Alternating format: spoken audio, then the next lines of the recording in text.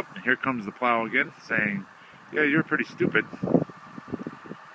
I guess I will do something for your stupidity. Crush it.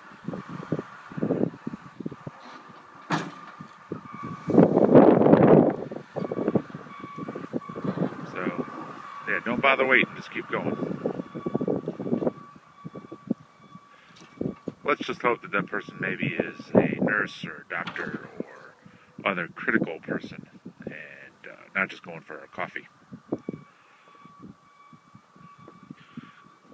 So here's what we got for snow drifts.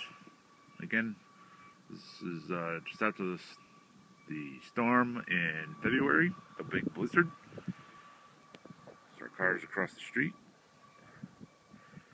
A lot of snow. I get started.